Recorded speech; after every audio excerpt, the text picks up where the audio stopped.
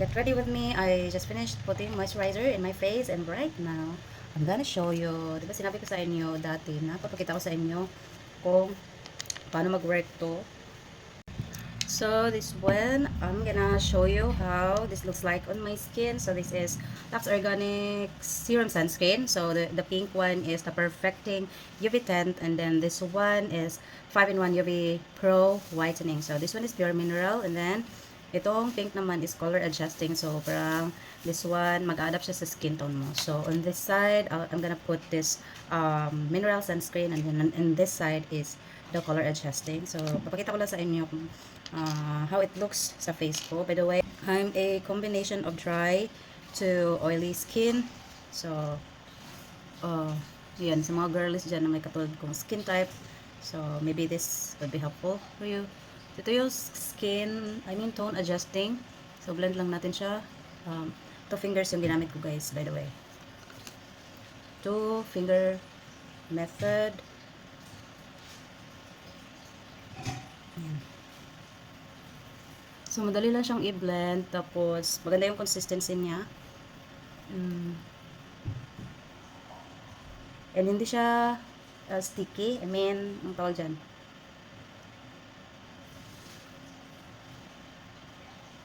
Yung finish niya is dewy, pero hindi siya yung super sticky naman na nakakaano sa skin. Kasi ayoko din yung sobrang sticky. Kasi kapag gumagamit ako ng sobrang sticky na sunscreen, tapos lumalabas, parang feeling ko hinihigop niya yung mga dust sa paligid. So, ayun siya. And then, after mo siyang ma-blend, is magda-dry lang siya sa face mo. Yan. And then, on the other side, ay ilalagay ko naman itong pure mineral sunscreen. So, ganun pa din. Gagamit tayo ng 2 finger method. So, medyo, yung consistency nito guys, medyo watery. Same with the tone adjusting na sunscreen. Medyo watery siya compared to other sunscreen na sobrang, sobrang malapot yung, niya, ang tawag doon, consistency niya. Pero maganda siya sa balat. So, ayan. This is the pure mineral sunscreen. On the other side, blend lang natin. And let's see kung anong difference niya.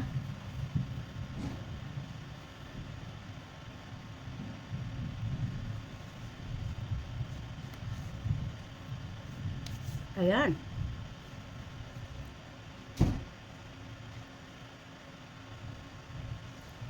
Okay, so, this is it after blending. This is how it looks like. The skin ko, ayan, tingnan nyo, parang wala namang difference, diba? Pareho sila na medyo luminous. And then, pareho lang din yung finish niya. Dito, medyo dry na. Ayan, maganda siya guys.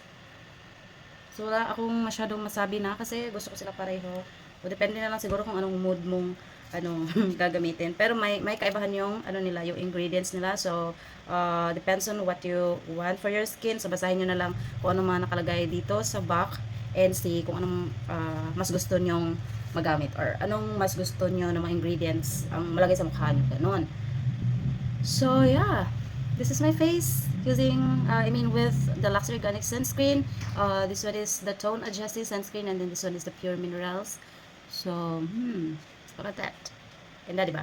So, kung ako sa inyo, kung naghahanap kayo ng try nyo na sunscreen, try this one. What I like about this is, may sachet siya na pwede mo munang i-try bago ka bumili ng malaki talaga. Kasi, medyo, din siya. Hindi sobrang mura. Baga nasa medium range lang yung pricing niya. So if bibili ka nung malaki na nut tube niya, nasa 379 and this one is 109. Ayun, so kung gusto mo munang i-try siya para to see if hiyang siya sa inyo, so pwedeng ito siya. And then another thing na nagustuhan ko ay kahit nakasachet siya, meron siyang ganito na lock. Ayan. So hindi siya kagaya ng iba na kailangan mo pang tupiin ng ganito. Ako kapag nagsasachet, sachet yung ginagamit ko after using para hindi matapon yung product, ginaganyan ko. Ayan, ganyan. Pero this one, meron na siyang takip, kaya it's really good. Ito yung isa sa mga nagustuhan ko sa packaging ng sachet nila. And kung hindi mo pa masyadong afford yung 379 na bigger tube ng sunscreen na to, so may options ka din na ito na lang muna yung bibilin mo, diba?